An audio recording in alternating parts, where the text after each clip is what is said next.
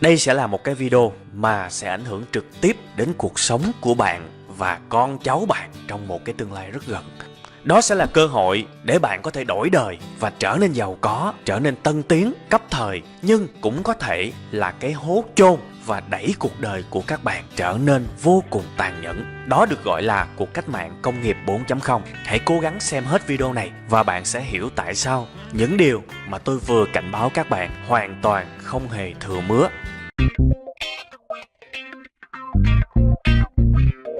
Cuộc cách mạng công nghiệp 4.0. Đây sẽ là một cái cuộc cách mạng gần như là nó dữ dội nhất tính đến thời điểm này của lịch sử loài người. Và giống như tôi đã nói với các bạn lúc đầu, nó hoàn toàn có thể quét qua cuộc đời của rất nhiều người, khiến cuộc đời của họ trở nên bi kịch và không có việc làm. Vậy thì nó là cái gì mà nó dữ dội đến vậy? Khi mà chúng ta sử dụng cái chữ cách mạng thì có nghĩa là một cái điều gì đó chưa từng xảy ra và nó rất là khủng khiếp, nó rất là dữ dội. Và chính xác cuộc cách mạng công nghiệp 4.0 nó dữ dội như vậy đó các bạn. Đó sẽ là một cái xu hướng mà ở đó cái việc sản xuất nó sẽ gần như là tự động hóa và trao đổi dữ liệu. Nói một cách khác, đó sẽ là thời điểm mà máy móc và những con robot nó có thể làm việc tự động, suy nghĩ tự động, ra quyết định tự động và làm rất nhiều những công việc tinh vi mà con người đang phụ trách. Và máy móc khi mà nó làm hết rồi thì còn việc đâu để cho các bạn làm. Tôi nói với các bạn là cái điều này nó không hề khoa học viễn tưởng, nó không hề như là trên phim mà thực sự nó đang xảy ra. Máy móc và robot có thể làm được rất nhiều thứ tinh vi mà các bạn đang làm. Tại sao lại có chuyện này? Bây giờ tôi sẽ giải thích cho các bạn. Nó bắt nguồn từ cái việc rất là căn bản, đó là những cái cục cảm biến. Đấy, cảm biến là những cái thiết bị có thể giúp nhận biết môi trường xung quanh. Với những cái máy hoặc là những con robot được gắn vào đó những cái cảm biến thì nó sẽ có tri giác và có khả năng nhận biết những thứ đang xảy ra xung quanh của nó. Ví dụ một cái máy gắn vào đó một hoặc là nhiều cục cảm biến nhiệt chẳng hạn thì nó có khả năng nhận biết được xung quanh nó có sự thay đổi nhiệt độ như thế nào, trời nóng trời lạnh nó cũng biết, và nó biết hơn con người ở chỗ nó biết chính xác đó là bao nhiêu độ. Chúng ta chỉ biết nóng và lạnh thôi, còn cảm biến nó biết chính xác luôn nóng bao nhiêu độ, lạnh bao nhiêu độ, thay đổi bao nhiêu độ. Đấy, hoặc là một cái cảm biến về ánh sáng chẳng hạn gắn vào một cái máy thì cái máy đó thông qua cái cảm biến sẽ biết được là ánh sáng hiện tại là sáng hay tối. Hoặc là cảm biến gió thì khi mà các bạn thổi vào một cái máy có gắn cái cảm biến đó thì nó cũng biết luôn là gió đang mạnh hay là yếu. Và rất nhiều loại cảm biến khác, giống như là một cái cảm biến vật lý chẳng hạn, thì khi mà có một cái vật thể đi lại gần cái máy đó thì cái máy đó nó cũng biết luôn. Nói cách khác, máy móc ở thời điểm của cuộc cách mạng công nghiệp 4.0 thực sự diễn ra thì nó sẽ có tri giác, nó sẽ biết suy nghĩ, biết nghe, biết nhìn, biết cảm nhận giống như con người thông qua rất nhiều những cảm biến được gắn ở trên cơ thể của những cái máy hoặc là những cái robot đó. Đấy, và tôi lấy các bạn một cái ví dụ nó hoàn thiện hơn. Ví dụ một cái xe thông minh đi, trong cái thời điểm của cuộc cách mạng 4.0 thì đối với chiếc xe thông minh này, ở đằng trước xe có gắn vào rất nhiều loại cảm biến nhiệt, cảm biến gió, cảm biến ánh sáng, cảm biến cảm xúc, cảm biến sóng não, nói chung rất nhiều. Đấy, đầu xe có gắn cảm biến, cuối xe có gắn cảm biến, ở cái vành xe có gắn cảm biến, ở cái la răng có nghĩa là cái mâm của cái xe cũng có gắn cảm biến, rồi cái gầm xe cũng có gắn cảm biến, cái ghế xe cũng có gắn cảm biến, nói chung rất nhiều. Thì khi mà cái chiếc xe này, giả sử với các bạn là nó chạy ngang một cái đám cháy chẳng hạn, đấy, thì cái cảm biến nhiệt đó, của cái xe đó nó sẽ cảm nhận được gần nó có một cái nhiệt độ tăng bất thường thì bắt đầu nó phát tín hiệu, nó trả về cái bộ xử lý thông qua cái cảm biến đó. Và nó cũng suy nghĩ được gần như là na ná với con người, nó biết nhiệt độ xung quanh mình đang tăng lên một cách rất đột ngột, rất có thể đây là một đám cháy. Và cái bộ xử lý của cái chiếc xe đó nó sẽ tự động kích hoạt, làm cho chiếc xe chạy ra ngay khỏi cái khu vực nóng đó để mà thoát khỏi cái đám cháy. Các bạn thấy lợi hại chưa? Nó tự động nó ra quyết định như vậy thông qua cái sự tri giác từ những cái cảm biến của những cái thiết bị đó. Và nó tự động nó làm luôn, không cần phải có một cái người ở đó đạp ga để cho chiếc xe nó chạy, không cần, nó sẽ tự chạy luôn. Đó là thời đại của tự động hóa và trao đổi dữ liệu. Tự động hóa là gì? Là tôi vừa nói với các bạn đó, cái xe nó tự chạy thông qua cái tri giác, thông qua cảm nhận mà nó có được từ những cảm biến. Còn trao đổi dữ liệu là gì? Trao đổi dữ liệu có nghĩa là từ cái cảm biến đó nó có được thông tin, nó sẽ gửi về cái bộ xử lý trung tâm. Đấy, nó gửi về, nó báo tín hiệu, giống như là từ mắt gửi thông tin về não, từ tay gửi thông tin về não, từ mũi, từ lỗ tai gửi thông tin về não. Đấy, để ra quyết định. Và chưa hết, cái này chỉ mới là một thiết bị thôi các bạn. Trong thực tế khi mà 4.0 nó xảy ra thì nó còn ghê hơn nữa, đó là hàng triệu thiết bị thông minh như thế. Tôi mới kể một thiết bị thôi là các bạn đã thấy dữ dằn rồi, nhưng mà trong thực tế nó sẽ làm cái sự kết nối của hàng triệu những cái thiết bị như thế, nó kết nối với nhau thông qua internet. Và thậm chí tụi nó học hỏi lẫn nhau luôn. Ví dụ trong cái trường hợp của chiếc xe mà tôi nói với các bạn, khi mà nó biết được cái khu vực đó có một cái đám cháy thì nó sẽ tự động nó phát tín hiệu, nó báo cho hàng triệu chiếc xe khác có kết nối với nó, cái đường này có cái đám cháy, tụi bay đừng có đi nha. Đó giống như là một cái phiên bản, một cái mạng xã hội của hàng triệu những cái thiết bị thông minh có tri giác và tự động. Và tụi nó lấy thông tin của nhau, trao đổi dữ liệu với nhau, học hỏi lẫn nhau. Và mọi thứ tự động hóa cũng như là trao đổi dữ liệu là như thế. Và tôi hy vọng là đến thời điểm hiện tại, bạn đã bắt đầu ý thức được một chút xíu, tạm gọi là sơ sơ, về thế nào là cách mạng 4.0. Tôi lặp lại một lần nữa, cách mạng 4.0 là một cái xu hướng trong công nghiệp và sản xuất, mà ở đó cái sự tự động hóa và trao đổi dữ liệu gần như nó quyết định cuộc chơi. Nhớ kỹ nha. Và bây giờ để các bạn hiểu rõ hơn và sâu hơn thì tôi sẽ lấy cho các bạn những cái ví dụ rất thực tế trong đời sống của chúng ta luôn, về việc cuộc cách mạng này nếu nó xảy ra, và chắc chắn xảy ra rồi nha, thì trong từng cái lĩnh vực cụ thể nó sẽ ảnh hưởng như thế nào. Hãy xem tiếp nha, những cái ví dụ rất bình dân, rất thực tiễn, và các bạn sẽ thấy được rất nhiều thứ đáng để bàn trong đó. Rồi, cái ví dụ đầu tiên mà tôi sẽ lấy cho các bạn để các bạn hiểu sâu hơn về cuộc cách mạng công nghiệp 4.0, đó là cái gì đây? Đó là chiếc xe tự lái. Xe tự lái nghe qua là thấy ảo rồi đúng không? Nếu mà chúng ta không hiểu thì chúng ta sẽ bảo xe tự lái thì nó đụng chết người như thế nào, làm sao nó biết dừng lại, làm sao nó biết tự đổ xăng, làm sao nó biết chạy hướng này đường này, phải có người bấm, phải có người lái chứ. Đó là vì các bạn chưa hiểu rõ những cái sự lợi hại của tự động hóa. Thực sự đối với một cái chiếc xe tự lái thì một trong những cái điều quan trọng nhất đó là cái bộ xử lý của chiếc xe đó, cũng như là rất nhiều những cái cảm biến được gắn trên chiếc xe. Đấy. Và cái chiếc xe này thông qua những cái dữ liệu nó lấy, ví dụ như từ Google Maps chẳng hạn, thì nó thừa sức biết cái điểm đến của nó là chỗ nào, đúng không? Nó biết sao không biết. Chỉ cần các bạn nhập điểm đến là nó tự chạy. Và thông qua rất nhiều những cảm biến được gắn ở đầu xe, ở đuôi xe, ở những cái phần gần bánh xe, ở cái gầm xe, thì nó giúp cho cái xe xác định được đây là cái đường mà nó nên đi, và không bao giờ nó chạy lệch ra khỏi đường. Và trên xe này còn có những cái cảm biến khác, ví dụ ở đầu xe, ở đuôi xe chẳng hạn, nó biết được cái chiếc xe gần nhất của nó ở đằng trước và ở đằng sau là bao nhiêu, và nó sẽ luôn giữ khoảng cách an toàn với cái chiếc xe đằng trước hoặc đằng sau, có thể là 5m hoặc là 10m chẳng hạn. Đấy. Và có thể là bên trong chiếc xe đó sẽ có một cái cảm biến có thể bắt được cái sóng não của bạn. Ngày hôm đó ví dụ bạn đang ở trên xe, bạn đang nằm ngủ chẳng hạn, chiếc xe cứ để nó chạy, thì cái cảm biến sóng não đó nó bắt được cái cảm xúc của bạn, thì tự nhiên nó sẽ mở cho các bạn nghe một cái bài hát phù hợp với tâm trạng đó chẳng hạn. Đấy, kinh tới mức đó. Và thậm chí thông minh tới cái mức là giả sử cái đường đó là cái đường bạn đi làm, thì ngày hôm nay chiếc xe nó chạy qua cái khu đó và vô tình nó cán trúng cái ổ gà, thì những cái cảm biến trên bánh xe chẳng hạn, nó sẽ biết được cái tọa độ, kinh độ, vĩ độ cụ thể của cái ổ gà đó. Đấy, và ngày hôm sau quay trở lại đúng cái ổ gà đó, nó sẽ tự biết tránh. Đó là cái sự thông minh của máy.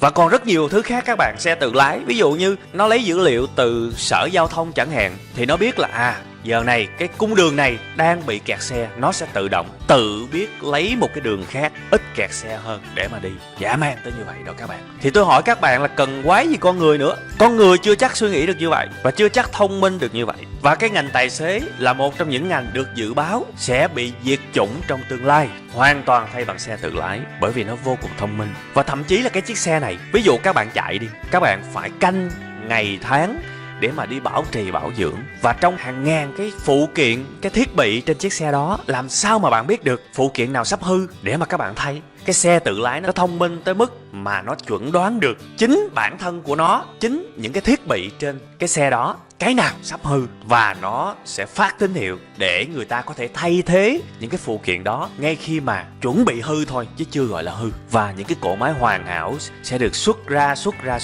và nó giành hết những công việc của con người. Đó là cuộc cách mạng 4.0 Các bạn thấy như là phim viễn tưởng đúng không? Nhưng mà khi mà các bạn nghe tôi nói thì chả có gì là viễn tưởng cả. Cái việc mà các thiết bị lấy dữ liệu từ Sở Giao thông, từ Google Maps hoặc là những cái cảm biến gắn khắp những cái chiếc xe, nó đã là những thứ đã xảy ra thời điểm hiện tại rồi. Và nó chỉ cần một chút xíu thời gian nữa để mà hoàn thiện hơn mà thôi, chứ nó không còn là phim viễn tưởng nữa. Bây giờ tôi lấy các bạn một cái ví dụ khác nữa. Một cái nhà máy phơi cá khô đi.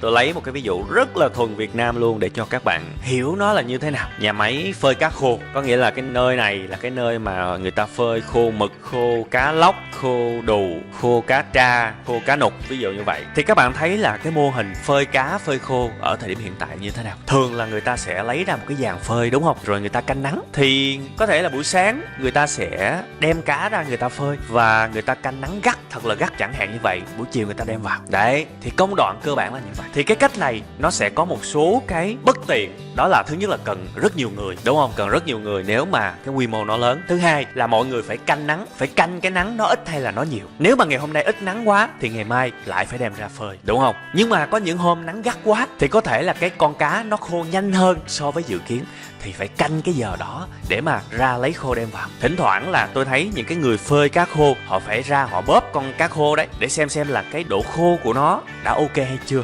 Rồi sẽ có những hôm trời mưa, tầm phù đang phơi trời nắng ngon lành, mưa một cái không lấy kịp là sẽ có những cái nó bị dính nước, thành ra con cá nó có thể bị thối, rất là nhiều bất tiện. Thì các bạn hãy tưởng tượng trong thời đại 4.0 những cái nhà máy cá khô nó sẽ như thế này. Những cái cảm biến sẽ được gắn ở trên giàn phơi, sẽ được gắn ở trên nóc nhà, sẽ được gắn ở những cái trụ gần khu vực đó. Và cái hệ thống của nhà máy phơi cá khô nó cũng có thể được liên kết với những cái trạm dự báo thời tiết hoặc là những cái cảm biến thời tiết được gắn cách đó thậm chí là mấy trăm cây số để nó trao đổi dữ liệu qua lại. Thì bây giờ giả sử có một cái cơn bão đang ập tới, thì cơn bão đó đang cách cái vị trí phơi cá khô 50 cây số, nhưng mà thông qua những cái cảm biến, những cái luồng thông tin được lấy từ dự báo thời tiết, được lấy từ những cái trạm cảm biến từ xa đó, thì cái nơi phơi này nó biết cơn bão sắp tới rồi, bắt đầu nó kích hoạt hệ thống và những cái máy nó sẽ lấy cá khô nó cất vào trong nhà và đóng cửa lại. Đấy, và khi nào trời hết mưa thì những cái cảm biến gắn ở gần khu vực đó nó sẽ phát ra tín hiệu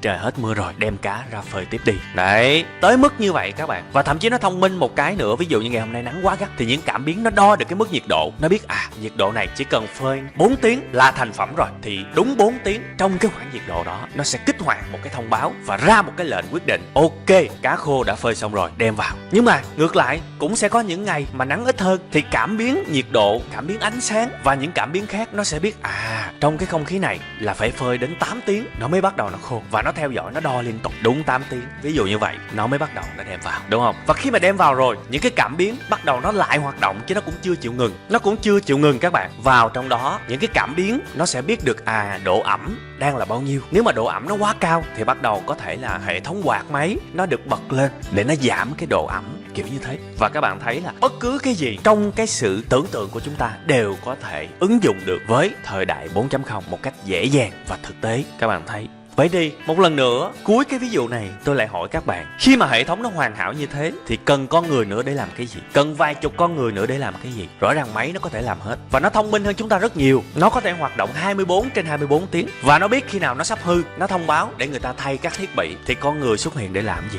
Tôi nói thật, phần nào đó tôi cũng muốn hù các bạn, bởi vì các bạn mà không ý thức được chuyện này thì vô cùng nguy hiểm cho cuộc đời của các bạn và cho con cháu các bạn. Bây giờ tôi lấy thêm một cái ví dụ nữa. Cái ví dụ này là cái ví dụ cũng rất gần gũi với các bạn, những người bán hàng online và đặc biệt là những chuyên viên marketing trong những cái công ty. Các bạn thấy là cái công việc làm nội dung của những chuyên viên marketing gần đây nó nở rộ rất là nhiều. Công việc đó có thể được mô tả một cách đơn giản, kiểu như là lên mạng kiếm những cái thông tin nào đang hot, có thể là hình ảnh, có thể là chữ, có thể là video, về xào nấu lại và tạo nên những cái mẫu nội dung hấp dẫn và có thể thu hút sự chú ý của hàng triệu người. Các bạn thấy cái chuyện đó đang xảy ra đúng không? Rất nhiều những cái Facebook lớn làm nội dung theo chiến lược đó thì rõ ràng họ rất thành công, và cái đằng sau thành công của những cái chiến dịch đó là sự góp sức của những chuyên viên marketing chuyên làm những cái nội dung viral, những cái nội dung lan truyền. Nhưng mà trong thời đại 4.0 thì thưa với các bạn, máy móc nó có thể làm hơn như thế gấp 1 triệu lần. Nó sẽ có thể quét tất cả mọi dữ liệu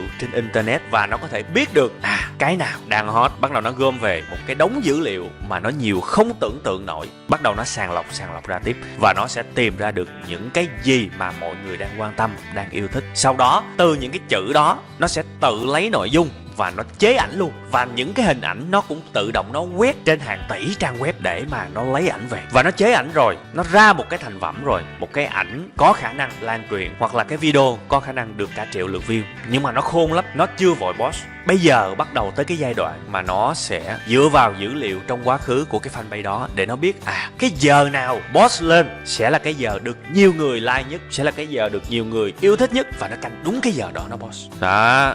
Nó học hỏi mà, và nó ra quyết định một cách tự động là như vậy. Và sau khi mà boss xong, mọi thứ vẫn chưa xong. Nó theo dõi và nó biết được cái nội dung kiểu như thế này mọi người có vẻ thích đây, thì bây giờ cái máy nó sẽ tiếp tục nó tìm những cái nội dung tương tự như thế để nó làm những cái nội dung trong tương lai. Còn những cái mẫu nội dung mà mọi người ít thích hơn, có thể nó sẽ giảm lại, hoặc thậm chí là nó ngưng, nó không làm nữa, và mọi thứ tự động từ đầu đến cuối. Trong tương lai, những cái công ty bỏ thật là nhiều tiền ra, hoặc là bỏ thật là nhiều chất xám ra, xây dựng những hệ thống tự động, những con robot, những phần mềm tự động như thế sẽ gần như là những cái công ty dẫn đầu. Bởi vì cái máy, cái năng lực làm việc của nó là quá khủng khiếp các bạn.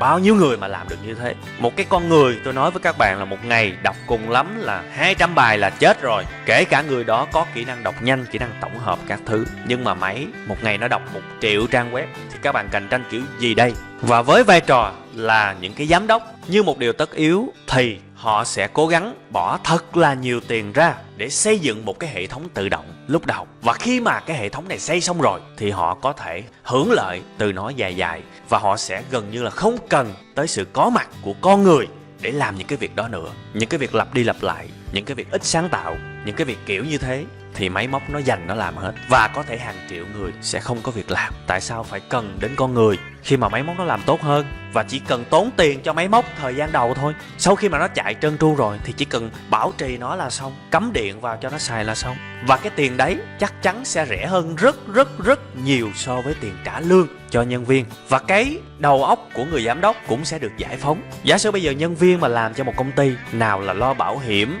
nào là lo sức khỏe, nào là lo nghỉ hộ sinh, nào là các nhân viên có thể xích mích và mâu thuẫn với nhau và quản lý phải đứng ra giải quyết, nào là nhân viên có thể ăn trộm đồ, phải canh, phải bắt, phải có hệ thống camera giám sát, phải có người xem những cái camera đó. Một đống tiền, trong khi một cái hệ thống tự động, đồng ý, tốn rất nhiều tiền thời gian đầu, nhưng sau đó là cái sự thoải mái, nhẹ nhàng về mặt kinh phí và nhẹ nhàng về mặt đầu óc quản lý. Ông giám đốc hoàn toàn ông có thể đi du lịch, thay vì ông phải họp hành, ông phải gặp một đống người. Rõ ràng sẽ có những cái sự nhẹ việc về mặt quản lý con người đối với cái người giám đốc. Và bây giờ các bạn nếu làm công ăn lương hoặc là làm chủ nhưng mà ở một cái dạng công ty rất nhỏ, thì bắt đầu các bạn nên lo từ từ là vừa. Đó là những ví dụ mà tôi nói với các bạn, tôi đưa cho các bạn để các bạn thấy cái nền công nghiệp, cái cuộc cách mạng 4.0 nó gần và nó rõ ràng như thế nào.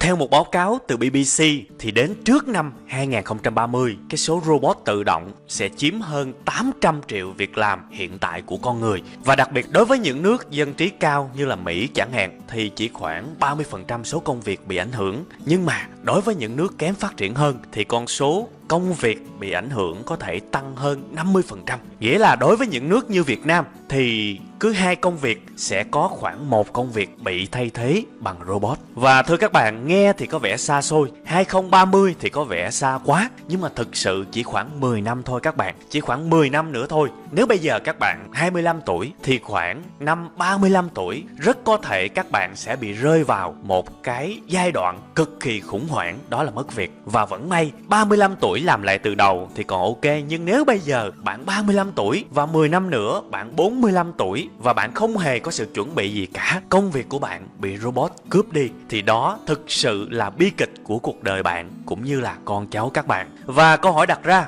là con người cần làm gì để không mất việc làm vào tay của robot, và nghề nào là nghề của tương lai? Dù cho bạn 20 tuổi, 30 tuổi, thậm chí là 50 tuổi, hãy cố gắng xem hết video này.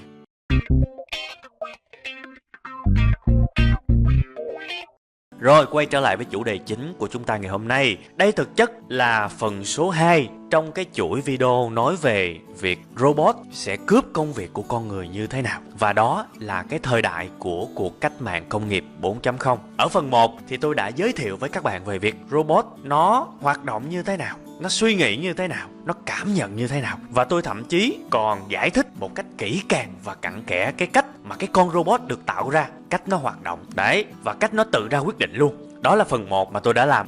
Rồi, quay trở lại với vấn đề chính, con người cần làm gì để không mất việc vào tay của robot, và nghề nào là nghề của tương lai. Và cái video này tôi sẽ chia làm 3 phần các bạn nha. Phần số 1 tôi sẽ nói với các bạn những việc nào nên tránh làm về lâu về dài. Đấy, ý là những cái việc nào sẽ bị diệt chủng trong 5 và 10 năm nữa, để mình biết, mình né ra. Chứ mình làm cái đó, robot nó giành làm của mình hết thì làm sao mà mình có thể tồn tại được. Đấy, phần số 2 tôi sẽ hướng dẫn các bạn về những cái việc mà chúng ta nên làm, những công việc nào bạn nên chọn cho tương lai của mình. Đấy, và phần số 3 sẽ là danh sách các ngành nghề sẽ hốt bạc nha các bạn, trong tương lai gần. Và nếu có học thì học từ bây giờ đi. Đến thời điểm đó thì cái nhu cầu về việc làm đó sẽ rất là cao để các bạn có thể đi tắt đón đầu. Ok, bây giờ chúng ta sẽ vào phần 1 các bạn nha. Ở phần 1 này, những việc nào nên tránh làm về lâu về dài, tức là những việc nào sẽ bị diệt chủng một phần hay là toàn phần trong 5 hay là 10 năm nữa. Các bạn lưu ý nha, trong phần này tôi sẽ không có muốn xúi các bạn bỏ việc, và tôi không muốn các bạn hiểu lầm về cái chuyện đó. Tôi chỉ muốn các bạn biết rằng nếu các bạn đang làm những công việc mà nó nằm trong cái danh sách này thì bạn phải có ý thức nâng cao bản thân lên một cái mức hiểu biết cao hơn, một cái đẳng cấp cao hơn để mà tồn tại. Bạn không nhất thiết phải thay đổi lĩnh vực làm việc, không cần như vậy, thậm chí là không cần đổi công ty luôn, nhưng bạn phải có cái kế hoạch tiến lên trong công việc của mình. Đấy, mấu chốt của cái thời đại mới đó là robot. Cái việc của robot hãy để robot làm, và việc của con người hãy để con người làm. Tuyệt đối không dẫm chân lên robot, nhớ cái này cho tôi. Tuyệt đối không làm trùng cái việc mà robot sẽ làm. Đấy, lưu ý nha, nhắc lại 1000 lần luôn, không dẫm chân lên những công việc mà robot sẽ làm. Và các bạn có thể hiểu nó rất là đơn giản thôi. Những cái việc mà robot có thể làm tốt, tức là việc bạn không nên làm về lâu về dài. Đơn giản như vậy cho tôi thôi, không cần nhớ nhiều. Và những việc đó là gì? Những việc nên tránh là gì? Đó là những cái việc thứ nhất, đơn giản và lặp đi lặp lại. Thứ hai là những cái việc ít sáng tạo. Và thứ ba là những cái việc khá là bẩn, mất vệ sinh, gây nguy hiểm cho sức khỏe của con người. Đấy là 3 cái loại việc mà các bạn cần phải nhớ nha. Hiện tại thì vẫn cứ làm, nhưng mà trong đầu phải có một cái sự ý thức được mình mà theo cái này hoài là mình chết. Rồi từ từ robot nó sẽ cho mình thất nghiệp, nó sẽ cho mình ra rìa. Đấy, thì bây giờ tôi sẽ phân tích từng cái dạng công việc nên tránh để các bạn có thể hiểu rõ và sâu sắc hơn. Cái loại đầu tiên nè, đơn giản và lặp đi lặp lại. Việc nào đơn giản và lặp đi lặp lại? Bạn thử hỏi cái câu đó cho công việc của các bạn xem sao. Ví dụ văn phòng đi, những bạn nào mà đang làm cái công việc mỗi ngày lặp đi lặp lại, ví dụ như là nhận order, rồi nhập đơn hàng, rồi in đơn hàng, những cái việc không đòi hỏi kỹ năng gì cả, thì coi chừng robot nó sẽ thay thế các bạn. Đó là những việc lặp đi lặp lại. Hoặc là những cái bạn làm rất đơn giản theo kiểu như là nhận email từ khách hàng, sau đó phản hồi và báo những cái chi tiết về sản phẩm, sau đó in ra đưa cho sếp ký, rồi xong đó. Như vậy gọi là việc văn phòng đấy. Những cái công việc quá ít chất xám thì cũng sẽ chết. Bởi vì tương lai thì robot nó có khả năng tự gửi thông tin, sản phẩm, dịch vụ, báo giá cho khách hàng, và người ta thậm chí ký tên qua hợp đồng điện tử, thì cần gì các bạn nữa, sẽ bị thay thế đó các bạn. Nên là phải luôn luôn nhớ cái này giùm tôi một cái. Một cái công việc khác đại diện cho cái việc lặp đi lặp lại đó là nghề thợ mộc chẳng hạn. Nghe sơ qua thì chúng ta cảm thấy là cái nghề thợ mộc là cái nghề rất sáng tạo, rất chịu khó, rất là nghệ thuật kiểu như vậy. Nhưng mà phần lớn các xưởng mộc, tôi nói phần lớn nha, chứ tôi không nói là tất cả, phần lớn các xưởng mộc đang làm theo một cái cách rất là lặp đi lặp lại. Có nghĩa là họ có sẵn cái khuôn mẫu, rồi họ đo từng cái khúc gỗ. Sau khi đo xong, bắt đầu họ ghép những khúc gỗ đó lại. Ghép xong, bắt đầu họ dính nó lại, bắt đầu họ mài cho nó nhẵn, bắt đầu họ sơn bóng, bắt đầu họ sấy, hoặc là phơi, hoặc là làm khô, và cuối cùng là thành phẩm. Các bạn thấy những cái này máy nó làm được và không cần sức người. Những cái khúc gỗ sẽ được những con robot nó cưa một cách cực kỳ chính xác luôn, không lệch 1mm nào. Cưa xong bắt đầu nó kích hoạt cái lệnh cho những cái bộ phận nó ráp những cái khúc gỗ được cưa với nhau. Đấy, và ráp xong nó kích hoạt để mà mài cho nó nhẵn những cái góc. Mài xong nó kích hoạt cho cái con robot bắt đầu sơn. Sơn xong bắt đầu nó có cái cảm biến, nó biết khi nào vừa khô, bắt đầu nó kích hoạt để mà sơn bóng. Kiểu như vậy thì nguyên một cái dây chuyền toàn là robot. Chỉ cần ban đầu cấp cho nó một cái mẫu về những việc nó cần làm thì nó sẽ làm từ A đến Z, thì cần quá gì con người nữa. Đấy, cái công việc lặp đi lặp lại sẽ bị thay thế. Nhớ giùm tôi một cái. Cái thứ hai là những cái công việc ít sáng tạo, có nghĩa là cũng na ná với lặp đi lặp lại và chẳng có nghĩ ra một cái gì mới cả, cứ như thế. Những cái công việc mà thực sự là ở thời điểm hiện tại không có thì không được, nhưng mà khi mà có rồi thì cảm thấy nó cũng thừa mứa. Ví dụ bảo vệ đi, công việc bảo vệ hoặc là công việc giữ xe. Đấy, những công việc này cũng rất là dễ bị thay thế, bởi vì gần như nó ít sáng tạo. Trong tương lai người ta hoàn toàn có thể sử dụng những cái cổng tự động có cảm biến. Đấy, cái cổng nó sẽ đóng hoàn toàn luôn, và nó gặp một cái người nào đó chuẩn bị bước vào, nó sẽ kích hoạt hệ thống cảm biến và nó phát ra lời thoại chẳng hạn: xin chào quý khách muốn đi đâu?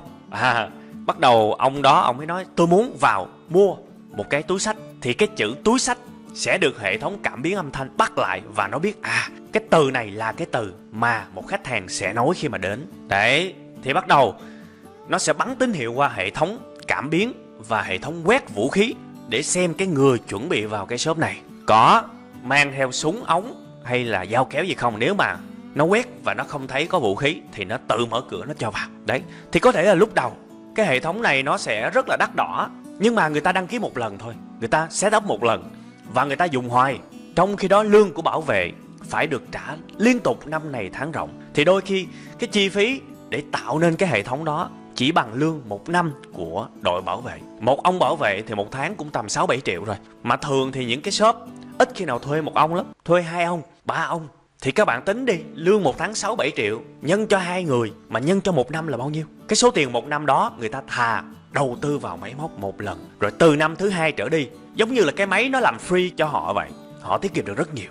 Và đó sẽ là những gì xảy ra trong thời đại của cuộc cách mạng công nghiệp 4.0. Nhớ giùm tôi một cái, công việc tạp vụ cũng như vậy các bạn. Lau chùi, quét, dọn, đó là những công việc ít sáng tạo và nó lặp đi lặp lại, thì máy móc nó cũng làm được hết. Đấy, và nó rất thông minh một cái là nó biết chỗ nào dơ nhiều để nó làm trước. Nó biết phân loại ra, rác này là rác có thể tái chế, rác này là rác không thể tái chế. Nó tự phân biệt ra luôn. Thông minh đến như vậy đó. Thành ra những cái công việc ít sáng tạo như thế rất gần thôi các bạn sẽ bị diệt chủng. Bạn nào mà làm trong những cái nhà máy hiện đại thì các bạn đã lần mò và biết được sơ sơ những cái này từ thời điểm hiện tại rồi, chứ không cần phải đợi 5 năm 10 năm nữa nha. Và cái loại công việc số 3 là loại công việc bẩn, không có vệ sinh hoặc là nguy hiểm đối với con người. Thì cái này nó thuộc về sự nhân văn, và bản thân tôi rất là ủng hộ cái này, bởi vì những cái việc nguy hiểm, độc hại thì nên cho máy móc nó làm. Thực ra là người ta đã làm cái này rất lâu rồi, nhưng mà phải đợi đến cái sự phát triển cần thiết của công nghệ thì họ mới có thể làm một cái diện rộng được. Những cái người công nhân trong những cái mỏ than, trong những nhà máy hóa chất, gần như là chắc chắn là trong tương lai họ sẽ bị nghỉ việc, họ sẽ chuyển công tác hay là như thế nào đó. Vì cái tính nhân văn của công nghệ, vì tính đạo đức trong kinh doanh, thì các ông chủ sẽ dần dần không sử dụng con người để làm những cái việc độc hại này nữa. Và đấy là những cái mà các bạn rất là cần. Nhớ giùm tôi, rất là cần để ý. Vậy thì câu hỏi đặt ra, nếu lỡ bạn đang ở trong các ngành nghề, các công việc có một trong những cái tiêu chí trên, ví dụ như là đơn giản và lặp đi lặp lại, hoặc là ít sáng tạo, hoặc là bẩn không vệ sinh, nguy hiểm, thì bạn nên thay đổi như thế nào? Đây là lúc chúng ta hãy qua phần số 2 các bạn nha. Hello các bạn, đây là phần số 2 của chương trình ngày hôm nay. Những việc con người nên làm trong thời đại mới, tức là thời gian của cuộc cách mạng công nghiệp 4.0 thực sự diễn ra. Rất là đơn giản thôi các bạn. Hãy tránh những cái việc có 3 yếu tố mà tôi vừa nói ở phần số 1. Tức là những việc thứ nhất, đơn giản và lặp đi lặp lại. Thứ hai, ít sáng tạo. Và thứ ba, nó bẩn, nó không vệ sinh và nguy hiểm. Đấy, và các bạn nhớ kỹ nha. Tôi bảo các bạn tránh những công việc có 3 yếu tố trên, chứ tôi không bảo các bạn tránh các ngành nghề có 3 yếu tố đó. Nhớ nha, những cái công việc cụ thể. Và bây giờ tôi sẽ lấy ví dụ liền, kẻo các bạn lại hoang mang nữa. Ví dụ về cái nghề hướng dẫn viên du lịch chẳng hạn. Nếu bạn chỉ là một cái người hướng dẫn viên du lịch tầm thường, ví dụ như là bạn học thuộc các bài thuyết minh đi, và đi tới điểm du lịch nào thì bạn lại bắn ra những cái đoạn thuyết minh đã học thuộc từ trước. Bạn đi 10 tour thì cũng như một thôi. Tới điểm này bạn nói cái đó, tới điểm kia bạn nói cái đó. Bạn lặp đi lặp lại và bạn thuộc lòng nó như một cái máy vậy. Thì bạn hãy coi chừng, bởi vì bạn đang lặp lại một cái công việc không sáng tạo. Coi chừng bạn thay thế bởi robot. Và tôi nói là có sách mách có chứng luôn. Bạn hãy tưởng tượng nha, một cái công ty du lịch, chủ của các bạn đấy là một cái ứng dụng hướng dẫn viên du lịch. Cái ứng dụng này nó sẽ được ghi âm sẵn những cái lời thoại đấy, và nó tuyển chọn những cái giọng nào mà máu lửa nhất, ngọt ngào nhất để mà nó ghi âm sẵn. Thì bắt đầu chỉ cần cài vào điện thoại của khách du lịch thôi, và khách du lịch này sẽ bật cái GPS, tức là cái định vị, để khi mà họ thực sự bước vào cái khu du lịch đó thì cái hệ thống, cái phần mềm hướng dẫn viên du lịch này sẽ tự động phát ra âm thanh và hướng dẫn họ trong đó luôn, không cần hướng dẫn viên du lịch. Đấy, và mọi thứ auto, mọi thứ tự động hết. Đấy. Và cái công ty du lịch này sẽ chỉ đầu tư tiền một lần, từ đó về sau họ sẽ không phải trả tiền cho các hướng dẫn viên du lịch thiếu sáng tạo nữa. Các bạn biết là hướng dẫn viên du lịch cái lương bèo nào cũng phải là 300.000 một chuyến, tức là city tour hoặc là nội thành đấy. Những cái chuyến mà nó xa hơn, làm doanh nghiệp lớn thì có thể là 500.000 một ngày, có thể là 1 triệu, 2 triệu một ngày. Và rất nhiều người trong số những người nhận lương đó là những người không có gì? Không có sự sáng tạo.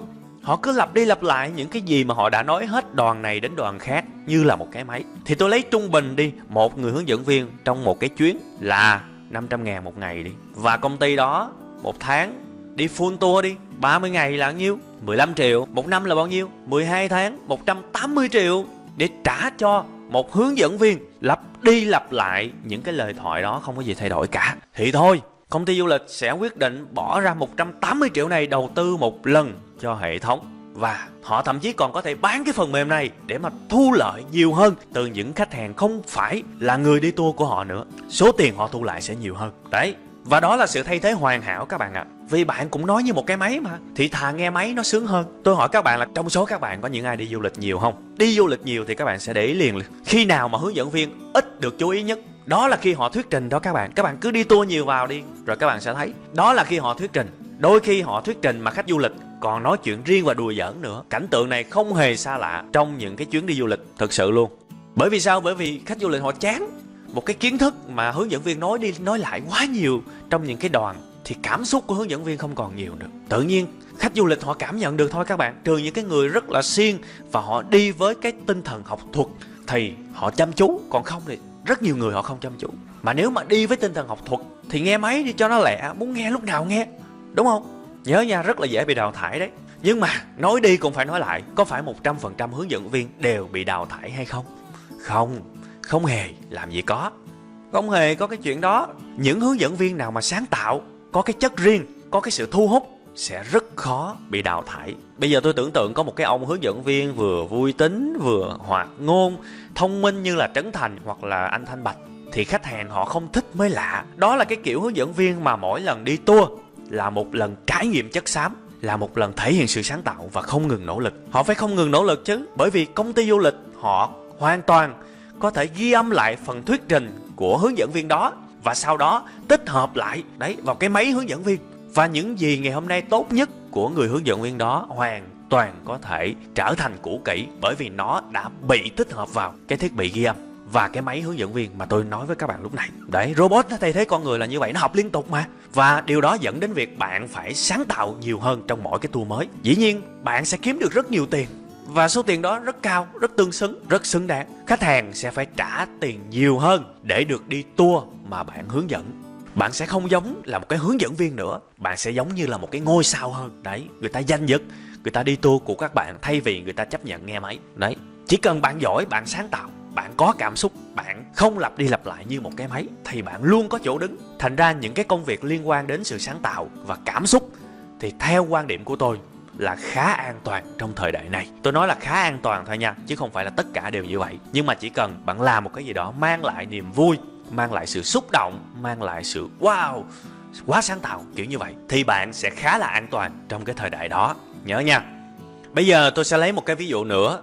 Mặc dù là cái bài giảng này nó không hẳn là còn ngắn nữa, tôi thấy nó cũng khá dài rồi đấy, nhưng mà tôi vẫn muốn gửi vào đó những cái tâm tư của mình, những cái ví dụ để các bạn hiểu càng rõ càng tốt, để không còn một cái sự mù mờ nào nữa, để các bạn không cảm thấy đây là một cái lời cảnh báo mà nó đã xảy ra rồi. Nhìn những cái số phận của những cái người tài xế, những cái xe ôm đứng ở góc của những bến xe, ai mà nghĩ có một ngày họ phải sất bất sang bang, phải chới với vì taxi công nghệ. Ai mà nghĩ đứng ở bến xe là ngon rồi các bạn. Khách tự nhiên ngày nào cũng giàu dạt, đúng không? Ai mà nghĩ cái ngày mà bị đào thải sẽ diễn ra, và nó đã diễn ra. Tuy nhiên đó chỉ là cái nhẹ thôi. Khi mà thời đại công nghiệp 4.0 nó diễn ra, mọi thứ nó còn khủng khiếp hơn như thế rất nhiều lần. Bạn sẽ không bị đào thải từ từ đâu, bạn rất có thể bị đào thải ra đường ngay lập tức, rất nhanh và rất sốc, đến nỗi các bạn không tưởng tượng được. Phải nhớ cái điều đó nha.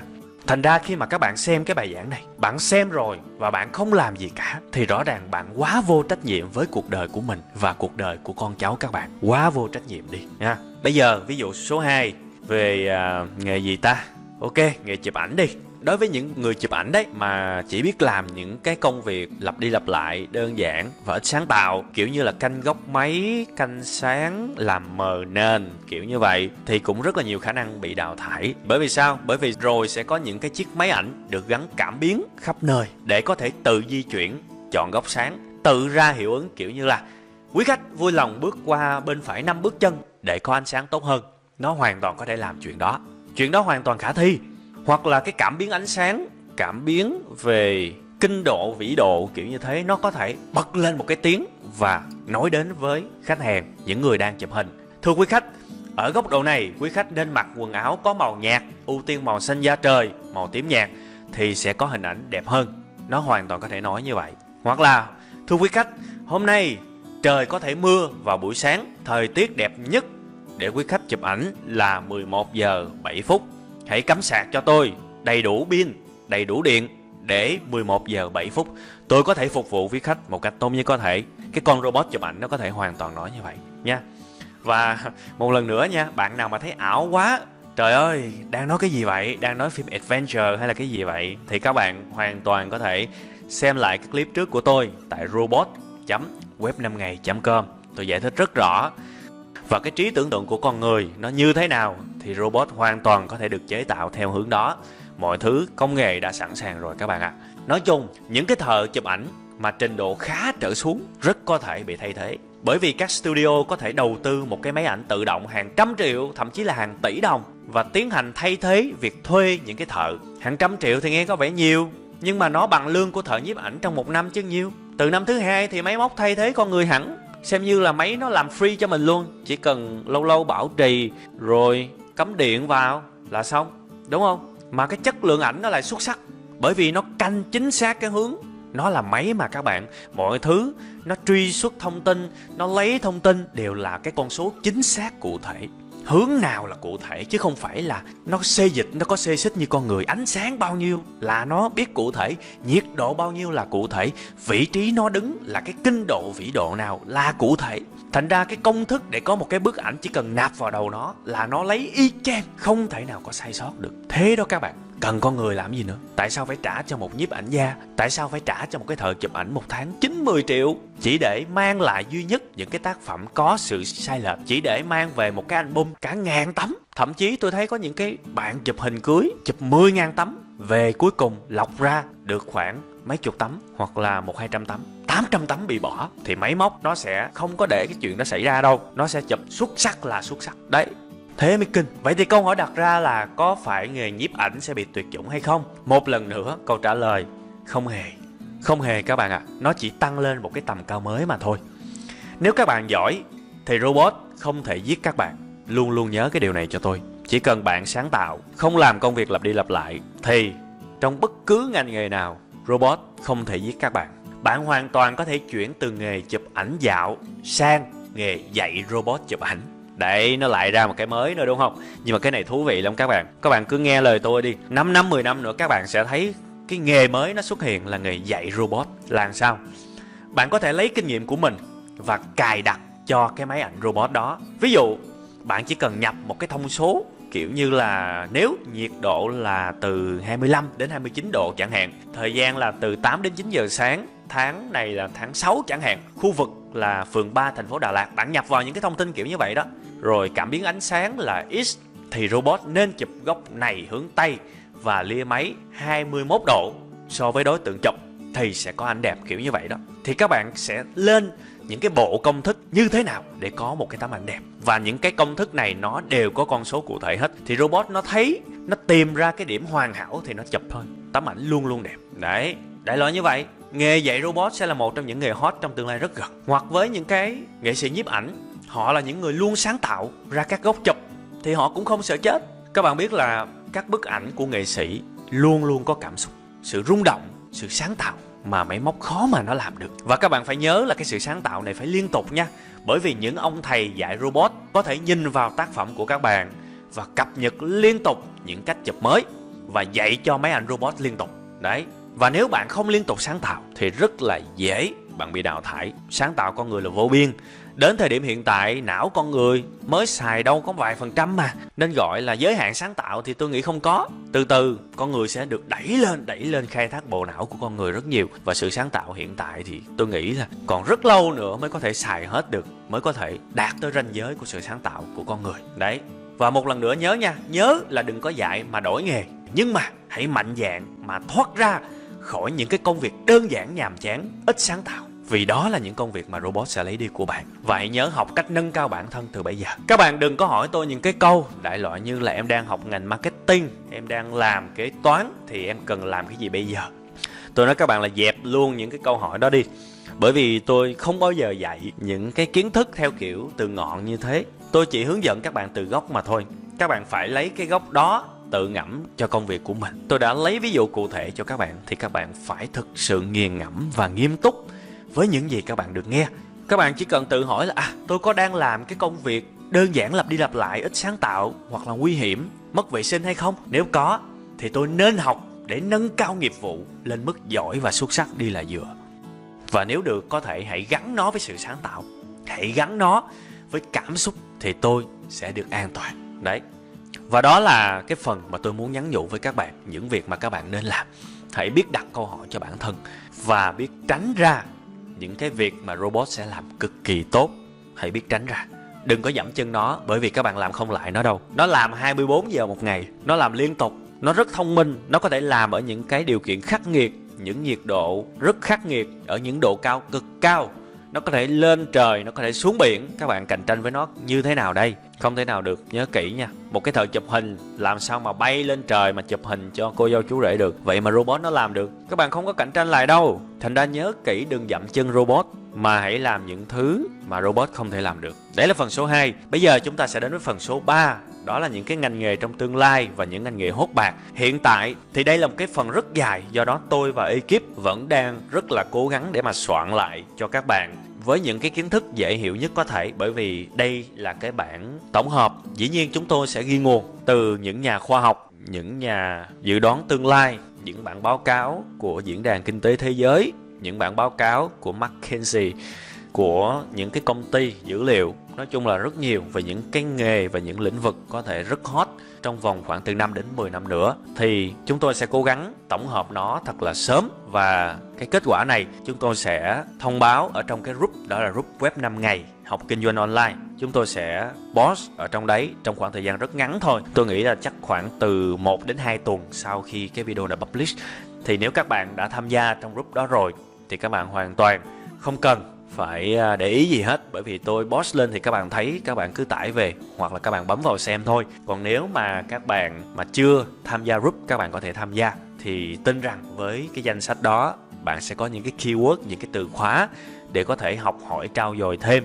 Và có thể bắt đầu học một cái kỹ năng mới từ bây giờ để đi tắt đón đầu. Đến thời điểm đó thì khi mà cái số lượng nhân lực trong cái lĩnh vực đó còn quá ít thì rất có thể bạn sẽ có một cái công việc mới sung túc và nó thịnh vượng hơn bây giờ rất là nhiều. Và cái lời cuối, video này tôi làm cũng dài và cũng tâm huyết, nhưng mà tôi cũng không có hy vọng nó sẽ trở thành một cái gì đó tiêu chuẩn trong cái việc thức tỉnh về những gì sẽ xảy ra trong thời đại công nghiệp 4.0. Tôi nghĩ đó không phải là nhiệm vụ của tôi, đó là nhiệm vụ của các thầy, các cô, những người đang sống và làm nghề giáo viên, làm trong ngành giáo dục. Tôi nghĩ thực sự trong cái video này tôi định làm một cái phần để nói về việc ngành giáo dục sẽ bị ảnh hưởng như thế nào trong ngành công nghiệp 4.0. Bởi vì có một cái nghịch lý là giáo dục lẽ ra nên là ngọn nguồn của tri thức, thì nhưng mà tôi quan sát nó lại ngược lại. Nó gần như là một cái nơi có phần cổ lỗ sĩ, có phần chậm trong việc cập nhật những kiến thức mới. Tôi không hiểu cuộc cách mạng 4.0,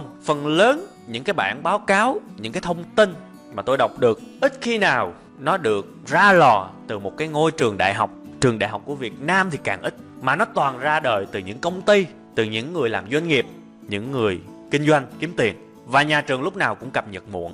Thành ra nếu các anh chị ở đây xem video này với vai trò là những người giáo viên, những người sống bằng nghề đi dạy, thì các anh chị phải ý thức được trách nhiệm của cái việc thông báo và dạy về cuộc cách mạng công nghiệp 4.0, về những gì sẽ xảy ra với học viên của mình và dạy chính mình. Các anh chị phải là người cập nhật, phải là người hiểu tường tận những gì đang xảy ra, chứ không phải là quá thụ động như thế này. Có quá nhiều thầy cô rất là lúa công nghệ, trong khi rồi các thầy các cô đấy sẽ phải sống trong thời đó. Thì đó là một cái điều mà rất là đáng buồn của những người làm cái công việc đó. Và cuối cái video này không muốn gì hơn, tôi mong mỏi những người đang làm trong ngành giáo dục hãy ý thức được những gì đang xảy ra và tìm hiểu từ bây giờ. Nếu những khán giả bình thường học 1 thì các thầy các cô bất kể là đang dạy môn toán, môn lý, môn hóa, môn tiếng Anh, môn thể dục, bất cứ môn nào, chỉ cần là thầy là cô thì phải hiểu rõ, phải hiểu sâu sát cặn kẽ mọi thứ về cuộc cách mạng công nghiệp 4.0 là cái gì. Đó thực sự là trách nhiệm của các thầy các cô. Cảm ơn các bạn đã xem video này. Xin chào và hẹn gặp lại ở thứ Bảy tuần sau vào lúc 19 giờ các bạn nha.